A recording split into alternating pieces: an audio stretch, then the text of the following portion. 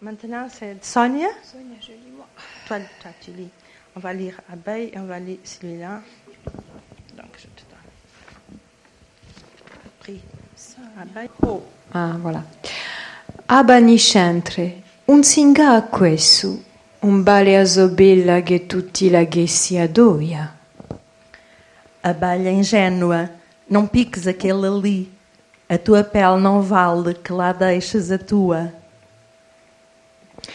Pulisco ubane da soverina, ma mi dice ubane con una memoria un si sguassa mica così all'agio. Sacudo o pão da sua farinha, mas o pão diz-me que uma memória não se apaga assim tão facilmente.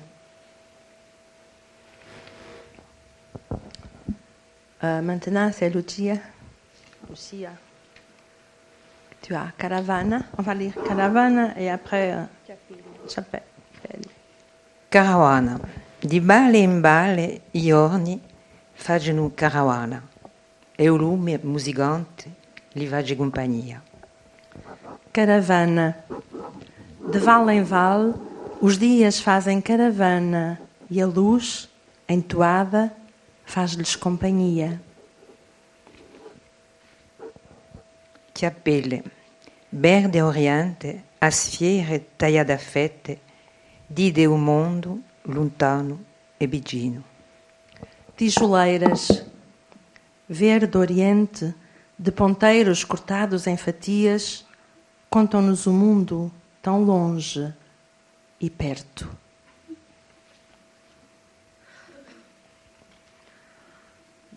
Bien, on arrive à toi.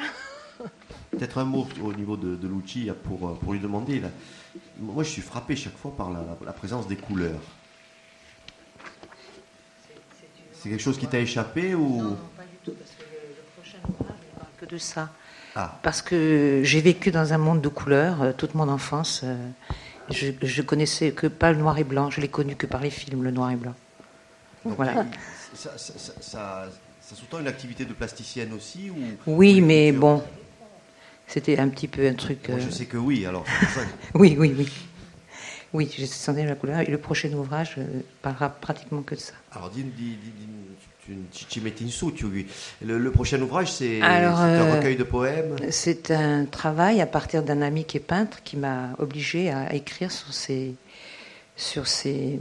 des petits formats, à peu près 10 cm sur 13, et qui m'a dit j'aimerais que tu travailles là-dessus. Donc c'est quelqu'un qui ne veut pas parler de sa vie, et j'essaye, à travers uniquement la couleur, de parler de lui sans que lui le sache. Et ça s'appelle Musée de nulle part. Ce sera en français encore ? Ce sera en français. Et 24 poèmes, parce qu'il m'a donné 24 jours pour l'écrire, mais j'ai mis plus de 24 mois. L'éditeur ? Ah ben, je sais pas. D'accord.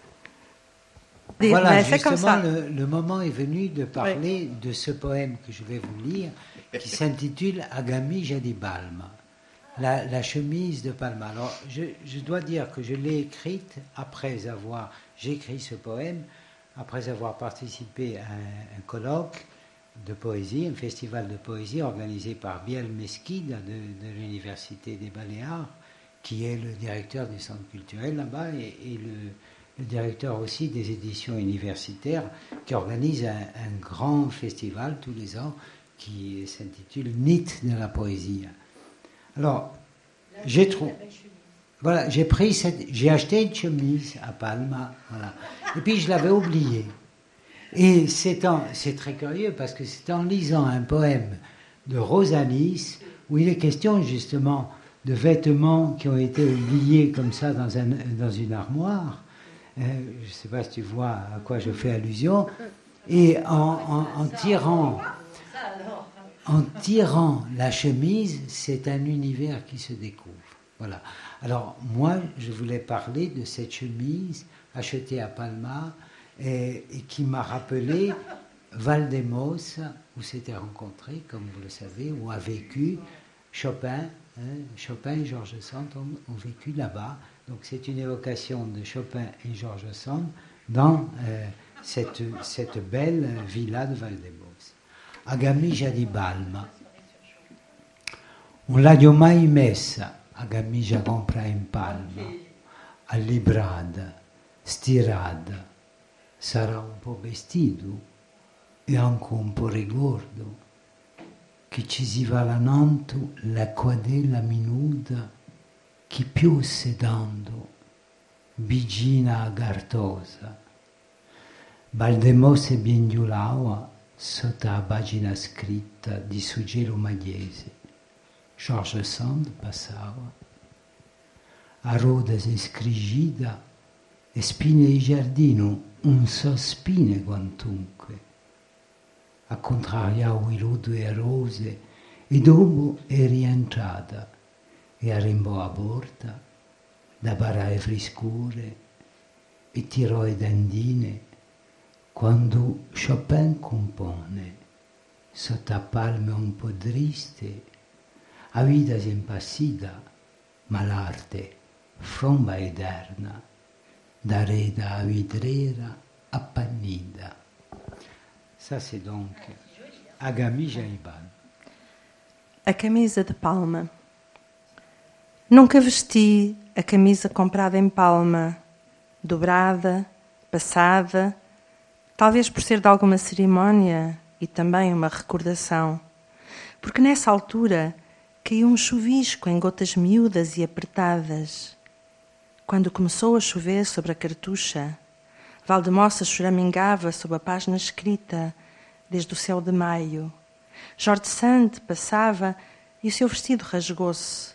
Os espinhos do jardim, assim como assim, são espinhos, para contrariar o veludo das rosas. E depois entrou. Encostou a porta para impedir o frio de entrar e fechou as cortinas, enquanto Chopin compõe, sob as palmeiras um pouco tristes, a vida maturada em casca de carvalho. Mas a arte explode eternamente, atrás da vidraça embaciada. Alors, le dernier poème, c'est... Est-ce que je peux t'interrompre pour dire que, par exemple, ici, on a eu beaucoup de problèmes à cause de, par exemple, de la cartouche. C'est la même cartouche, mais après, comment dire, par exemple, palme, c'est la même palme. Quels sont les termes qu'on doit retenir parce qu'ils sont des termes qui sont de là. Après, quels sont les termes qu'on doit traduire aussi. Ça fait un peu partie de la question de la traduction. Et puis, ce qui est plus important pour moi, c'est que j'ai vu immédiatement, parce qu'il y a un moment où tout est dans le passé, mais il dit quand Chopin compose. Parce que un musicien compose éternellement. Ça veut dire on ne va pas dire que Chopin a existé, la personne a existé, mais Chopin, il continue à composer dans notre imaginaire. Et donc, j'ai vu ça en Corse, tu as retenu le présent. Et... Alors, le deuxième poème, moi j'ai choisi ces deux-là pour aujourd'hui parce qu'il me semble que c'est significatif des perspectives nouvelles de la littérature poétique corse. Parce que jusqu'à une certaine époque, on écrivait sous l'empire de la versification et de la chanson, on écrivait toujours sur des formes fixes et sur des formes longues. Et désormais, depuis une quinzaine d'années, une vingtaine d'années, disons, il y a les deux choses. Nous hésitons, la production poétique corse hésite entre deux possibles. D'une part, la conformité, on va dire, aux maîtres habituels, aux formes canoniques de la poésie traditionnelle. Et chacun de nous est aussi... En même temps que poète, il est aussi parolier de chanteurs ou de chanteuses comme Padaïd. Et il essaye aussi d'introduire des disparates dans sa production. Voilà, celui-là, c'est Incrita, donc une fissure dans un mur. Sine falado muro, e puro minesto, che l'incrita se ferma, ferida, oh, così turchina. Fissura. O muro caiu, mas ainda assim fico aqui, porque a fissura continua, uma ferida, oh, tão azul. Non, Azul, parce que turc, nous, disons, au premier abord, ce serait turquoise pour nous. Parce qu'on a turquoise. Oui, mais ce n'est pas. C'est de bleu. In deudempo arena avida cum sa aspetta. Isabelle mobiliassi diassi leggeri da uanto scornadi. Averemo notte abbastanza per fa più belli i giorni. A areia no tempo, a vida que não sabe esperar. Saberemos tornar os caminhos mais leves, varridos pelo vento. Teremos noites que bastem para tornar os dias mais belos. Come o gabbio iodo, o freddo e l'assenza, a azilia chi si sfiada, due né si nasce né si muore. Como compreender o vazio, o frio da ausência, na lareira que se apaga, onde não se nasce, nem se morre? Deux mots sur ton dernier recueil qui vient de sortir, publié aux États-Unis. C'est quand même. Oui, on va quand même se la jouer un peu. On va se jouer un peu. C'est des éditeurs new-yorkais qui m'ont contacté parce que, voilà, on part de ces festivals de poésie auxquels on participe tous, et à l'international. Donc nos poèmes se retrouvent mis en ligne et souvent traduits en différentes langues.